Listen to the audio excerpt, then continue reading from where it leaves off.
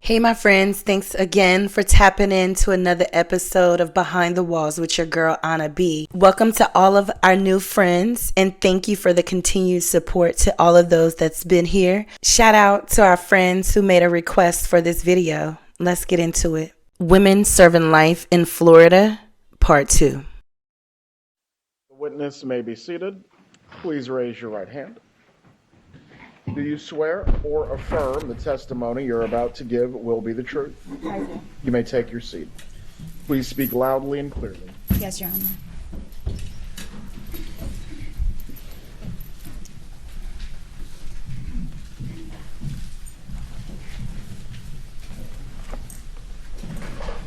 Ma'am, please say your name and spell your name. Catherine Magbanua, Katherine Magbanua. I see that you're in jail clothes. Are you currently in custody? Yes, ma'am. What are you in custody for? The murder? Are you doing a sentence for murder? Yes, ma'am. You were convicted of murder? Yes, ma'am. And is that the murder of Dan Markel? Yes, ma'am. Did you have a trial in your case? Yes, ma'am. Did you testify? Yes, ma'am. You testified on your own behalf? Yes, ma'am. All right. And when you testified, were you truthful with the jury? No, ma'am. I was not. Did you take the same oath that you just took today in your own trial? Yes, ma'am. What was your defense when you were tried? That I had nothing to do with it. All right. That we got it right in reference to Charlie Adelson and we got it right in reference to the killers, Yes, but you ma'am. weren't in the middle. Yes, ma'am. Was that true? No, ma'am. It was not. Were you in the middle? Yes, ma'am. I was. And didn't you also testify in the trial in which Sigfredo Garcia was convicted of murder? Yes, ma'am. I was. And what was his defense? That he had nothing to do with it. That we got it right in reference to Charlie Adelson and we got it right in reference to the killers, but he had nothing to do with it, Yes, right? ma'am. Objection, Your Honor, read. Overruled, Ms. Calhoun, make sure you use any questions. And was that defense truthful? No, ma'am. It was not. So Sigfredo Garcia was involved. Yes, ma'am. He was. So why tell the truth now? I believe that the truth needed to come out now so that the family can get some type of closure. Why didn't the truth need to come out last year or the year before or the year before that? I was trying to defend myself. You were trying to get off. Yes, ma'am. Did you think you'd be successful in your trial with that defense? I thought so. Has anyone promised you anything for your testimony here today? No, ma'am.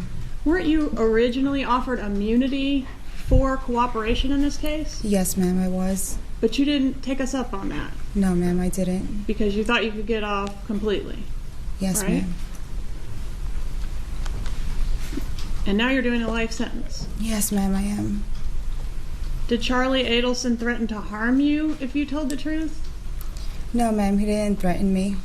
Did anybody threaten you to keep your silence? No, ma'am. Did anybody promise you anything if you remained silent all these years? I wasn't promised anything, but I wasn't promised anything. Go ahead, finish your thought. You weren't promised anything, but what? I thought everything was going to be okay. You thought you'd be acquitted. Yes, ma'am.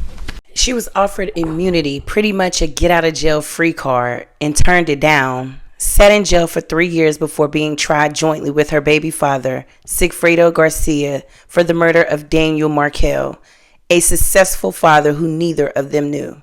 Did y'all follow this case? Well, if not, a little refresher. So Wendy Adelson was married to Daniel Markel. The two had 2 small children, but by 2013, they were engaged in a nasty custody battle. Wendy wanted to move her children to South Florida where her family lived. And she had also moved the children out of their Tallahassee home, which led their father, Dan Markel, to obtain a court order which required her to return the children back to their Tallahassee home and prohibited her from relocating them. This sparked anger within the Adelson family, which ultimately led to Dan Markel being fatally shot in the head while sitting in his garage in his parked car as he returned home on July 18th, 2014. Over the next 2 years, an investigation uncovered a murder-for-hire plot, which was financed by Charlie Adelson, Wendy's brother. Catherine was Charlie's ex-girlfriend, and she pretty much put the play in action by enlisting her baby father, Sigfredo, and his friend, Luis Rivera, to commit the murder of Dan Markel. This investigation was extensive. I mean, they had it all: GPS records, surveillance footage, wiretaped phone conversations, and the ultimate bait was an undercover officer who approached Wendy and Charlie's mother that sent the killers all in a frenzy. Okay, bud.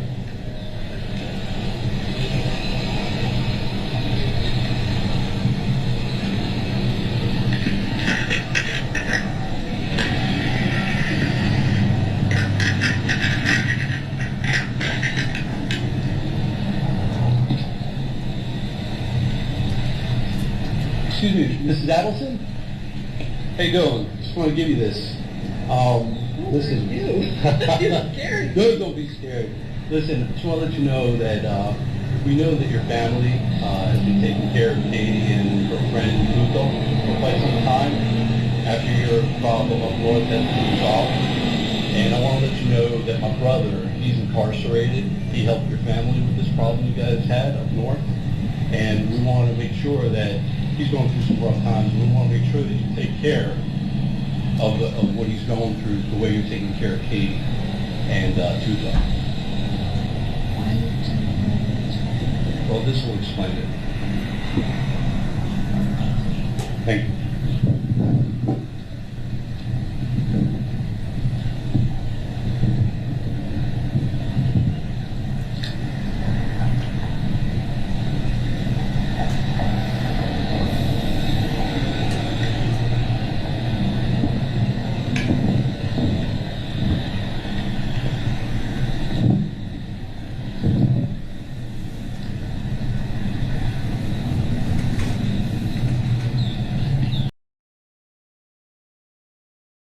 Got some paperwork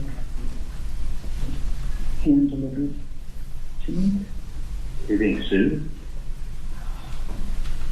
No, that's what I thought it was, but I'm going to need to talk to you. Okay. Okay, so, I can have to figure out something. You can tell me wherever you are. Well, I'm in Mitch Klein's office on Oakland Park Boulevard. Okay. So I'm right now in the Skyline Chili, and I'll be at his office in the afternoon. Okay. So the boys have finished their piano lesson around 4-ish, and I got the track of it, and they take a ride with them up there. Does Dad know about this? The dad's at work today, fortunately. What's IRS? You know, those IRS people, they're kind of obvious sometimes, but fortunately not now. Okay. So I will talk to you. I'll give you a heads up if I'm going to drive up that way. All right. Okay. And Does Wendy know that? Is it involved Wendy? No. So let me just talk to you later, and What is it? Is there this help okay? Yeah. All right. Does it involve me or other people? Well, probably both of us. What's that? Probably the two of us. So you probably have a general idea what I'm talking about. All right. So let's just find some time to talk to each other and take the boys for a ride, okay? You're going to take the boys up there? Well, when he doesn't come home, maybe you can get here till about 7 when Dad gets here. So it's ordered to you talk to me today? Me or tomorrow, and it's important. All right. You know what to do. Well, I'll be up at Mitch Klein's office. You want to come up? Oh yeah, so really like. I'm just concerned that I would have to get up there and get back in time for Wendy to get them. Sometimes she gets out a little earlier with Markel coming in here.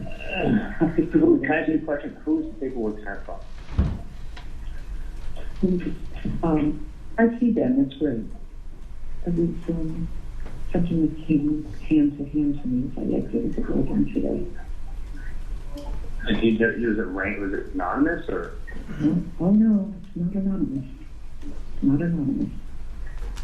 I just don't want to discuss it over the phone. Right, whatever it is. It's silly, but if you want, I wouldn't bother you. Trust me. Yeah, no. Do you want me to come down to see you tomorrow? I actually have the day off. Yes, that would be wonderful. Dad actually starts later tomorrow. You know, he goes in at 1 o'clock. We both work out at the gym from 9:30 to 10:30. So whatever it is, I'll take a look at the paperwork. Yeah. I hope it's not the IRS, but I I just will. would like you to review it and give me some input as to what your thoughts are. All right. Okay? So come down tomorrow. Dad leaves at 12, so anytime after 12 would be good. 12 tomorrow. Yeah, he leaves at 12. He starts at 1 there, so 12, 12:15. All right, I'll come down in the afternoon. I'll be able to hang out with you and see you next year. That would be great. Perfect. All right, I'll talk to you later. Love you coming by. Love you. Bye. Okay.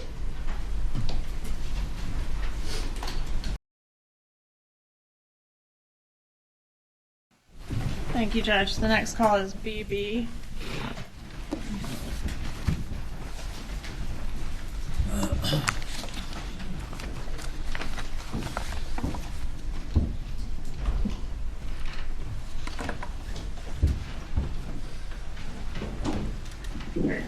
What happened? Somebody called my dad's office Mm-hmm. today, looking for him, saying that they dropped off some paperwork to them, Mm-hmm. but, and there was a phone, and it was actually the person, Erica, and then Erica called my mom up because she's like, normally I wouldn't call you up, but I got a strange phone call. Where's the phone number that they're calling from, though? I can ask Erica, but Erica said a guy by the name of Sammy called the office this morning saying that I left some paperwork with Dr. Adelson last week, and I left a number on there, and he needs to call me at that number. No, somebody's like fucking police your bones and shit. Well, this is the third. Call the number. Call the number, because I'm fucking calling my fucking phone. There's someone who wants to be called back. Let's put it that way. Do you still have the number? Yeah, well, obviously that number, nobody picks me up. Well, That's not a work number. It's like a Gmail number. nobody's calling the leg. I'm just asking you to find out who the fuck it is. It's like, Yeah. get that number that's off of the thing, off of the number, off of the freaking, caller ID. At the office? Yeah, obviously. Because this is like a fucking bullshit game. Well, they're not coming out on foot. They're not writing letters, and they're not calling the office because they have nothing better to do. Well, I don't know what to tell you because I called that number myself. Okay. Well, let's call that number again and find out what the fuck's going on. And nobody picks up. And you just tried another number and left a message. Okay. Well, I'm trying to get whoever's threatening your family and helping you guys out. And trying to help you guys out, but it's like if they don't pick up, then what the fuck? Like it's a fucking joke. I understand that they fucking called this morning and they're waiting for the phone call. That's what I'm telling you. And since it's 3 times. The number or whatever that is that's calling you or your family. The 305. Whatever it is. Is 6570. You have the number. Exactly. That number is obviously it's like a non-working number. Okay, can you find out? Okay, and it's like, I don't know how to understand. It's either somebody's pulling your phone, somebody is just harassing you, or somebody's trying to get something out of you. Okay, find out who the fuck it is, because the other phone call is going to be the FBI. I'm telling you, and then when they do catch the person, they're going to be asking you lots of questions about whose case it is. We already spoke about this. It's like not even like a fucking joke anymore, because obviously it's like somebody's fucking harassing you guys, and somebody's harassing and using my name, and it's like, Okay, think it through. Find out who the fuck it is. That's all I'm asking. No, I'm gonna go straight on my fucking cell phone, because it's fucking bullshit. It's fucking somebody trying to fucking pinpoint some bullshit, like it's getting aggravating. Yeah, it is. All I'm saying is find out who the fuck it is and tell them to stop playing their games. I don't know who you have to talk to, but it needs to be nipped in the bud. No, man, I'm gonna handle this shit myself, bro. This is some fucking bullshit. I'm gonna handle it my motherfucking self. Well, straight my motherfucking number. They fucking, if Erica wants to call back and I go, is this the right number? Okay, I'll have your fucking, whatever fucking shit taken care of. Okay? Because this is fucking bullshit. That's correct, bro. I'm about to go to that fucking FBI. I'm fucking getting irate with this shit already. The FBI is fucking playing games or fucking whatever it is, because I'm fucking getting pissed. Alright, go find out. I'm saying. You gave a wrong phone number. Maybe you're an idiot. You gave a fucking wrong number. Get the fucking number and fucking call, because I'm gonna call them. Okay. And the fucking type to me, I don't even fucking give a shit about all this fucking bullshit, whatever shit anymore. Okay. I'm pissed the fuck off. Like, I'm gonna fucking go to the cops right now. Okay, well, either you go to the cops or we go to the cops. Exactly. We'll find out. We're both gonna fucking go to the cops, because this is fucking bullshit. We'll find out who the fuck this is. Because this person evidently knows you and knows your family. Yeah, and they know me and they know my family. So. You don't think they're not fucking scared the shit out of me? Like somebody's fucking saying my name out loud or whatever? If someone's messing with you, they're messing with me. If someone's messing with me, they're messing with you. It's one and the same. So what I'm saying is, find out who the fuck. That number doesn't fucking work. If you can get a hold, you go to different offices, call the motherfucking number. See if the fucking number works. Bottom line. Because I tried myself and that shit does not work. Okay, call them, find out who the fuck it is now. Trust me on this. Find out who the fuck it is.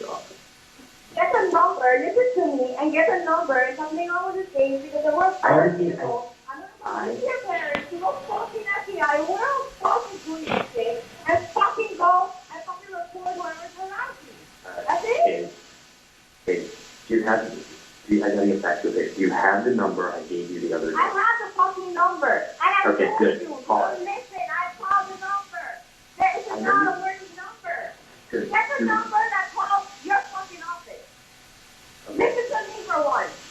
I will. You're gonna call Erica. Fucking A, bro. I'm gonna fucking fuck up whoever the fuck is fucking with me. I'm going to call my mom and have my mom call Get you. the fucking number. Because some of your fucking parents, that number's been called and that's not a working number.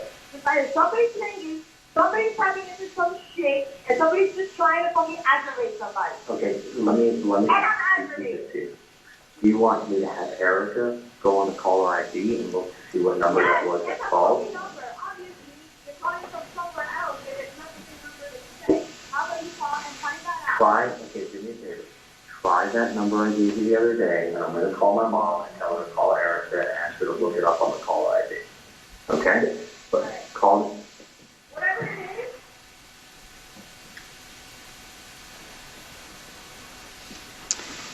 is. All right. Tension's rising a little bit. A little bit. Okay.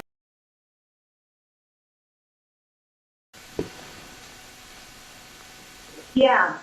Okay. There is no caller ID at the office. Call the fucking number that I gave you the other day. I know it was not working the other day when you called. Call it again. If it's very important, then that's going to be a working number. Okay? Exactly. So call it again. So somebody gave you a fucking wrong number because it's like some type of email fucking number. I'm telling you, bro. I'm telling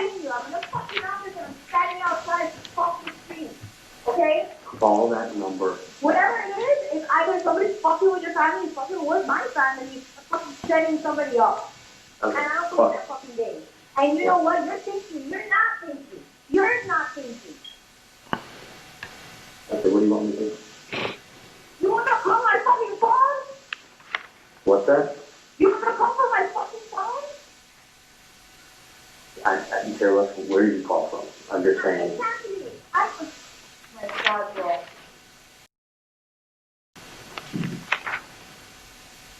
All I'm saying is, I don't give a And the fuck. number's been called 100 times. You Okay, gotta wait call for the it. number. If you go ahead. No. You go ahead and you fucking find a fucking phone and you call. And find out what the fuck is going on. If they pick up. Because they're obviously not, it's not a working number. You find another phone and you go call. Whatever setup this bullshit is, if somebody's trying to fix for fucking some shit and just fucking throwing out names or whatever, or for all Okay. now, something's already fucking missing with everything. Okay, well, there's nothing that they can listen to whatever conversation they want. I'll call from the office, and then from there, I'll call you. Exactly. All right, let me know then. Okay, the only. During their investigation, authorities discovered that Catherine had been paid $13,000 from businesses connected to the Adelson family. She also received $56,000 in cash payments. She would deposit large amounts of money through ATM machines, all money believed to be paid for her role in Dan's murder. In May of 2016, after listening to many phone calls made, authorities made contact with Sigfredo at his job. He denied any knowledge of Dan Markel or being in Tallahassee during the time he was killed. At the same time, additional investigators were knocking on Catherine's door, but she never answered, and they eventually left. They still had eyes and ears on everybody's homes and phones. The following day, Sigfredo was arrested, charged with Dan's murder and possession of cocaine. The following month, Luis Rivera was named as a second suspect. He was serving time on federal charges unrelated to this case, and he was extradited from Coleman Federal Correctional Complex to the Leon County Jail. 3 months later, he confessed to his role and indicated all parties in the plot. Catherine's arrest followed on April 1st. 3 days later, Lewis pleaded guilty and was sentenced to 19 years in prison, which is running concurrently with his federal time. He'll only serve 7 years in state prison for Dan's murder. In October of 2019, Sigfredo and Catherine stood trial together, which ended with one guilty verdict in reference to Sigfredo and a mistrial for Catherine after the jury was deadlocked. Another 3 years passed before Catherine stood trial again. This time, she was found guilty of murder, conspiracy to commit first-degree murder, and solicitation of first-degree murder. It took just about 8 hours to return the guilty verdict. She was sentenced to life in prison plus 30 years. Charlie Adelson, the bankroll in the plot, was arrested in 2022. He stood trial the following year and was convicted on the same charges as Catherine. He was also sentenced to life plus 30 years. Now, Charlie and Wendy's mother, Donna, she was arrested. She was arrested while she was attempting to board a flight to Vietnam with a one-way ticket. She appeared in the same courtroom the day after her son's conviction and entered not guilty pleas on those same charges. Her trial is scheduled for June of 2025. Wendy Adelson, she received immunity. She testified in Catherine's retrial and her brother's trial, and she has never been charged or arrested in connection with her ex-husband's death. Rest in peace to Daniel Markel. My condolences to his family, and my heart goes out to his 2 boys.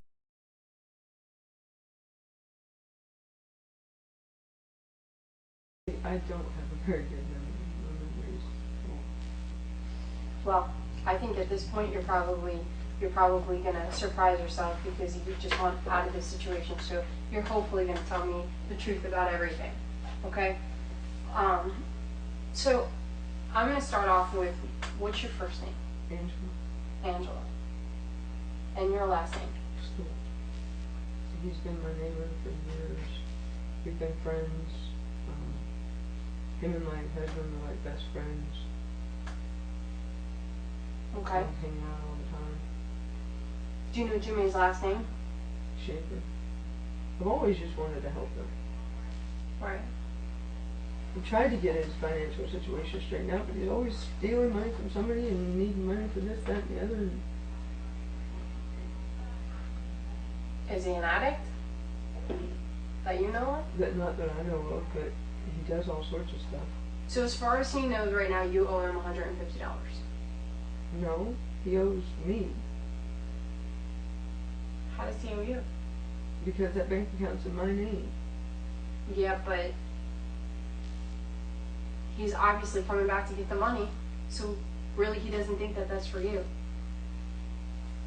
That only makes sense, right? He's coming back to try to claim $150 that he gave you as payment. He obviously thinks he's entitled to that $150. So how much money did he owe you prior, before he gave you the 150? 324, I think, And that's for what? or 325, I'm not sure. That's what he overdrafted the account last month. Okay. By how much? I don't know the exact figure, but after his check came through, it was $324 or $325. I'm not sure which. So then he brought you 150. Have a good smoke? Tried.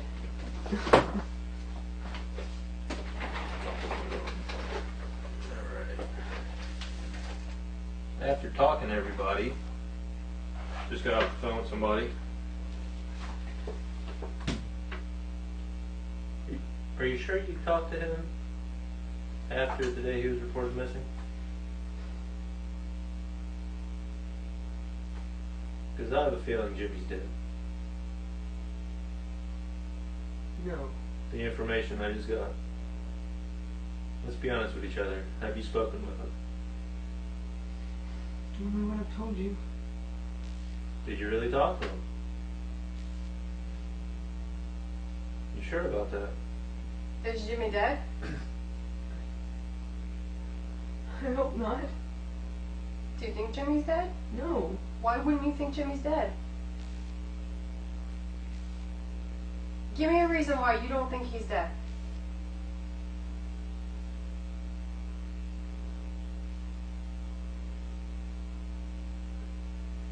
Because he's disappeared before and he's always showing up.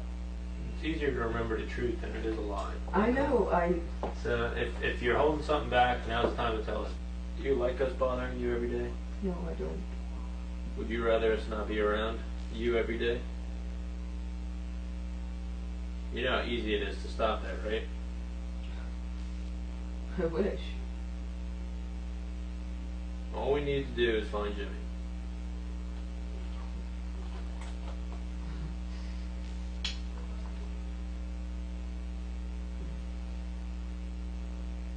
And I'm hoping that you really seen him that day. I'm hoping he's not dead like people are saying. What are people saying? People are saying that they heard Jimmy got murdered.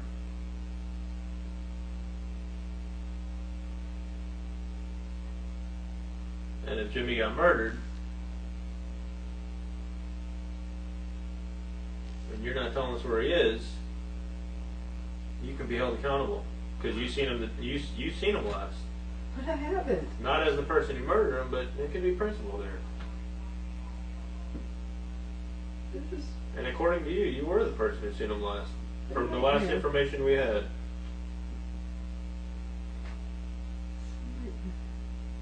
It is. But I'm hoping that that didn't happen. I'm hoping that Jimmy's not murdered.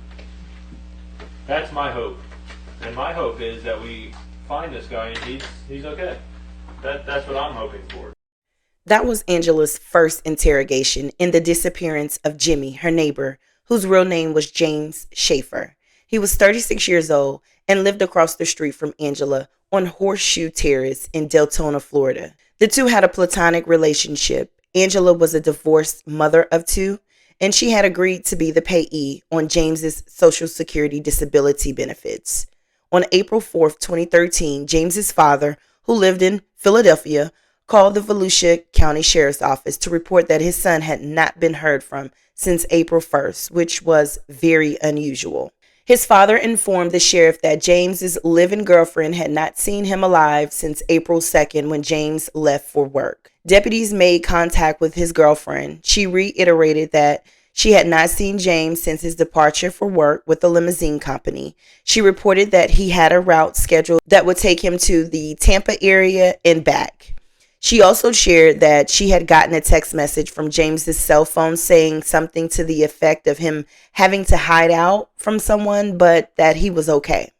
Investigators then went to James's place of work, where a co-worker remembered seeing James alive and well after his return from Tampa on April 3rd, before he drove off in a dark-colored vehicle driven by someone who appeared to be a black male. Investigators went back to the neighborhood to see if anybody had any additional knowledge on James's whereabouts.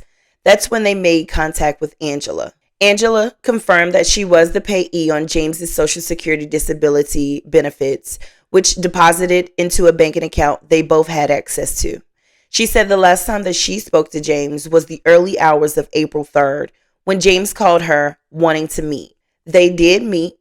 He gave her $150 to cover the overdrafting of their joint account, and she said that he was with a black male she did not know, but he appeared to be okay.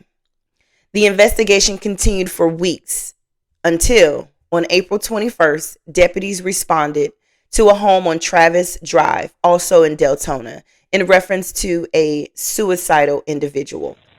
911, where's your emergency? My sister needs to be Baker acted, and she needs to talk to a sheriff's officer. So she tried to hurt herself this evening? What's going on? She has pills, and she's threatening to take them, and she's admitted to a crime that she's being investigated for. Where is your sister at?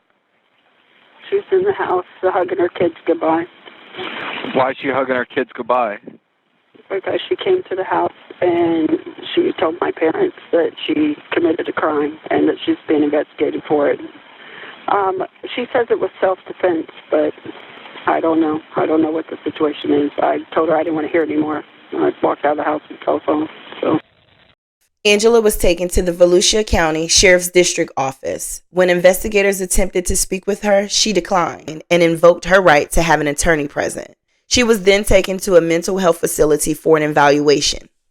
While she was being evaluated, her home was being searched. To the investigators' surprise, as they were conducting the search warrant, Angela called into the Volusia County Sheriff's Dispatch because she wanted to talk now. Angela ultimately confessed to taking James's life, but she said it was in self-defense.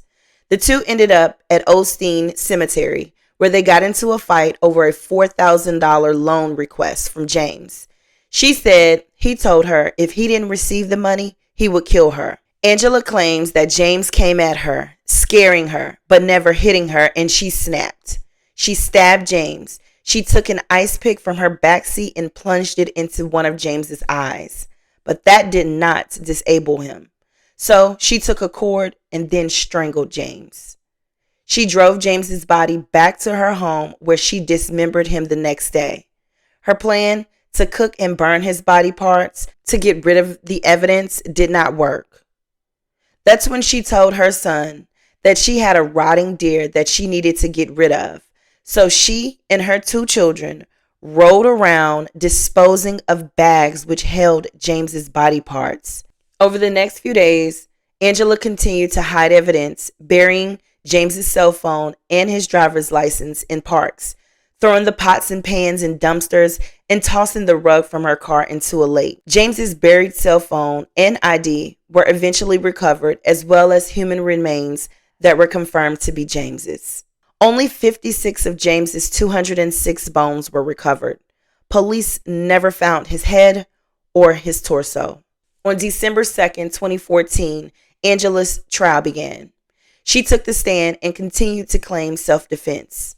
The state argued that this was definitely a premeditated murder stemming from their money fallout.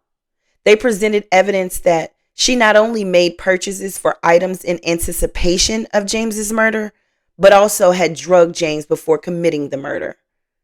Closing arguments were offered by both sides on December 5th, 2014.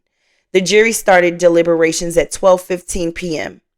They knocked with a verdict at 3:04 p.m. Angela was convicted of first-degree murder, mutilation of a human corpse, and obstruction of a criminal investigation.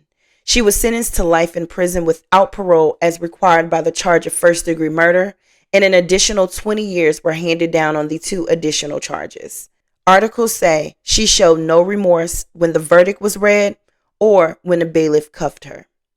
Her attempts at appealing and her post-conviction motions have all been unsuccessful.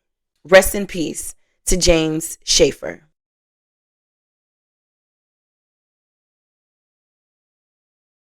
Dylan Whalen says he moved in next to the home in August, not knowing what had happened next door. He had no idea police suspected that a woman was living in her home next to the body of her dead boyfriend, until other neighbors on the street started to fill him in. It was a little bizarre when I first heard. In June, police responded to several complaints about the home. We were on scene as police searched through the inside.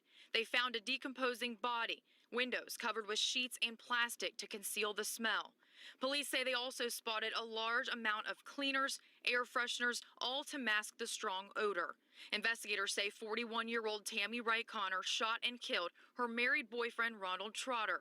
Trotter was reported missing by his wife back in May. Police also say several witnesses told them that Connor confessed to killing Trotter. One even told them that she offered to pay him to move the body from her home. Ronald was reported missing by his wife on May 30th, 2015. Ronald's family informed authorities that he was engaged in an ongoing sexual relationship with Tammy, and they believed he went to her house following an argument with his wife. Authorities questioned Tammy on June 1st, 2015, while in custody on unrelated charges. Both Ronald and Tammy's cell phone records were reviewed, which showed Tammy was the last person Ronald contacted on May 25th, 2015. Tammy never made any attempts to call Ronald after the same date, despite the fact he was missing. Both their cell records show that the two were in the same place on May 25th, 2015, which was at Tammy's house. An autopsy performed revealed that Ronald had suffered a gunshot wound to the chest, and his death was for sure a homicide. Now, I can't confirm when Ronald and his wife were married, but this love triangle, this engagement between Ronald and Tammy had been going on for some time, at least since 2013, because Ronald and Tammy are plastered all over Ronald's Facebook page with pictures from 2013. I didn't find one picture of Ronald and his wife together. Anyhow, Tammy was ultimately charged with second-degree murder. Her trial began June 12, 2018, and apparently Tammy's defense was the wife did it. They tried pointing at the wife's statements through text messages saying that she wanted her husband killed for insurance money, but the judge ruled against using those text messages. Now, there was an insurance policy out on Ronald worth $40,000 that was paid out to his wife.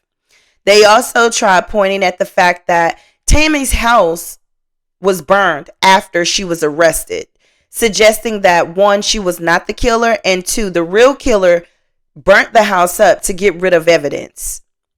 The jury sided with the prosecution and returned the guilty verdict after deliberations on June 14, 2018. Tammy was sentenced to life on June 26, 2018. The following year, her conviction was affirmed following an appeal filed with the state of Florida, First District Court of Appeals. Rest in peace to Mr. Ronald Trotter. Daily Dantzler had not heard from her father, Lorenzo Dantzler, in several days, which prompted her to call and request that the Panama City Police Department conduct a welfare check at her father's home on Kings Harbor Road.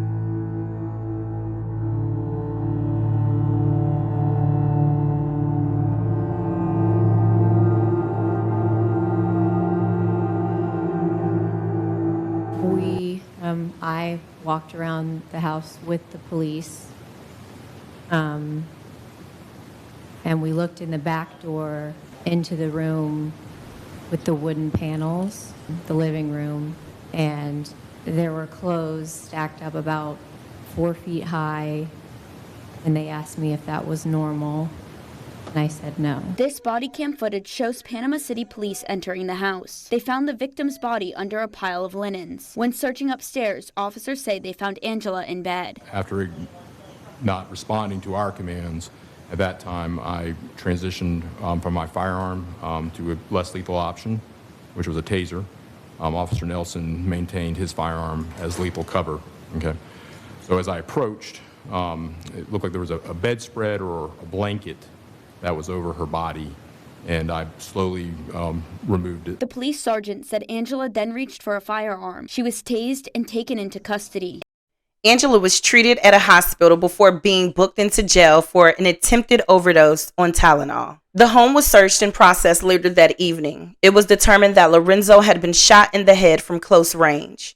Footprints were in and around the pool of blood Lorenzo was lying in. The next day, an autopsy revealed Lorenzo had been shot a total of 5 times. On September 9, 2021, Angela entered a not guilty plea. Her trial commenced in August of 2023. Numerous witnesses were called by the prosecution, which included concerned family members, friends, and the Panama City Police, who responded and investigated the case. Evidence showed tension in Angela and Lorenzo's short marriage.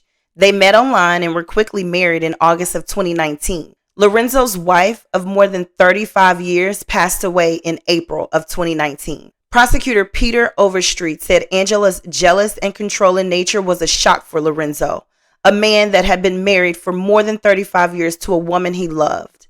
Evidence further showed Angela began to believe people were out to get her and that she was being watched.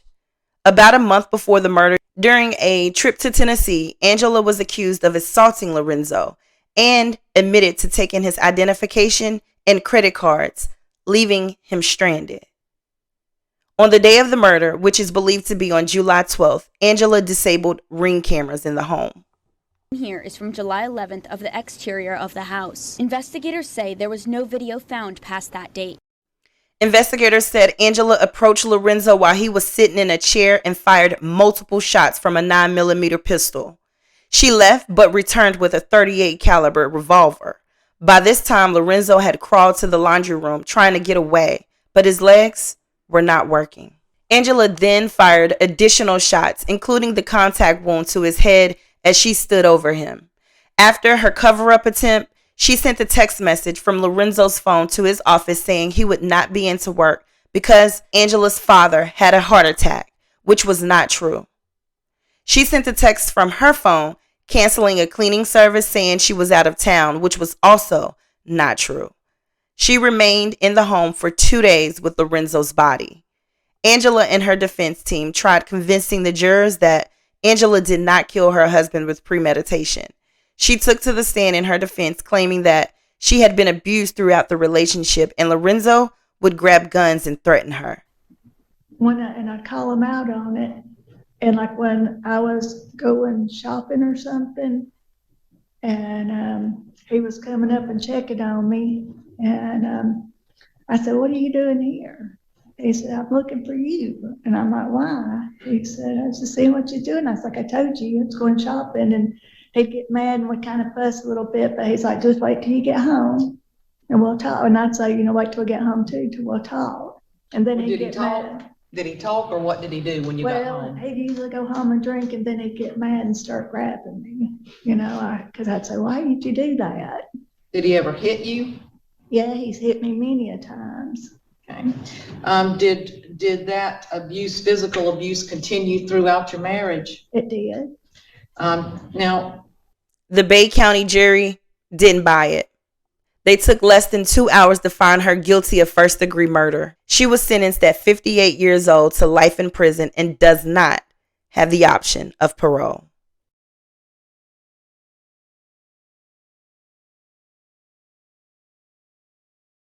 Rest in peace to Lorenzo Lonnie Noel Dantzler V.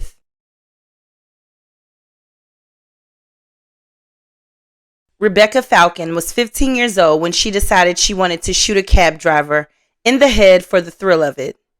On the rainy night of November 19, 1997, she and Clifton Gilchrist flagged down Richard Todd Phillips, a 25-year-old father.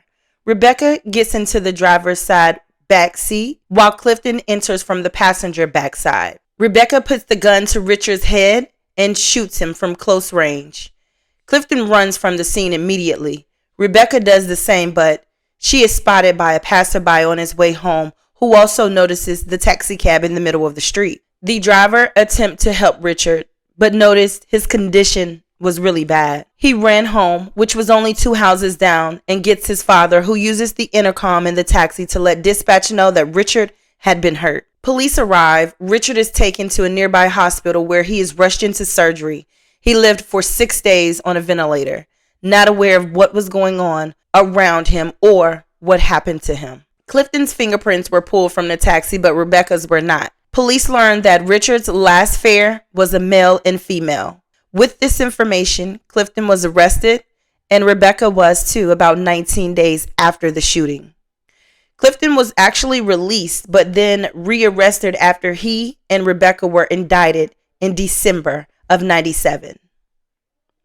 Both stood trial in 1999. Rebecca's trial was moved to Pensacola. After a 3-day trial, she was found guilty as charged. She was sentenced to concurrent sentences of life without parole as to count 1, first-degree murder, and 17 years as to count 2, attempted robbery. She was given 528 days of jail credit.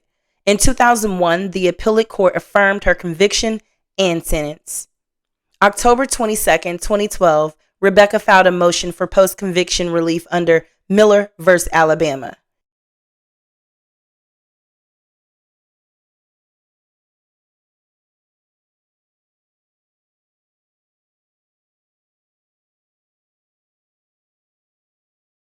It took 3 years for it to be determined by the Supreme Court that Miller v. Alabama does apply retroactively to juvenile offenders whose convictions and sentences were final at the time Miller was decided.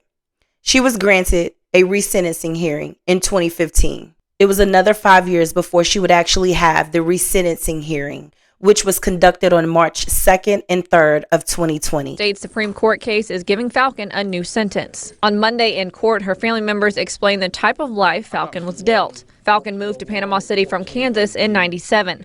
Her grandmother says it was to get her away from a 20-year-old boyfriend. He was not in school when she was, and then she got attached to him, and we didn't want her around him. Another person Falcon was able to get away from, her stepfather, who reportedly sexually abused her. Not till after things happened, and maybe a few years after that, I started hearing about incidents of sexual abuse and things like that. I didn't know about the drug abuse. I didn't know about the alcoholism. He says the last time he saw his daughter outside of jail was just months before the murder, but knew something was off. She had cigarettes, and she was a 15-year-old kid, and she had cigarettes. Falcon was also drinking, as she was able to get her mother to buy her alcohol. Cropper says, though, Falcon didn't do that while in Panama City, except for the night she killed Phillips. She got into some whiskey that was in the house and drank it. Also in court, many individuals testified to how well Falcon has done in her 22 years of prison. A mature, respectful, a woman that is wise now. She's trustworthy. I can't say enough good things about her. At the conclusion of all evidence and testimony presented, the court acknowledged there was no dispute that Rebecca has made a positive impact on fellow inmates in the prison facility, and that the possibility of rehabilitation does exist, but that is just one factor they must consider. The court said in the ruling that the remaining factors weigh heavily against Rebecca, and for that reason, she was resentenced to life in prison with a review after 15 years. Rebecca remains at the Lowell Correctional Facility. She'll be 53 when she becomes eligible for parole. Rest in peace to Richard Todd Phillips.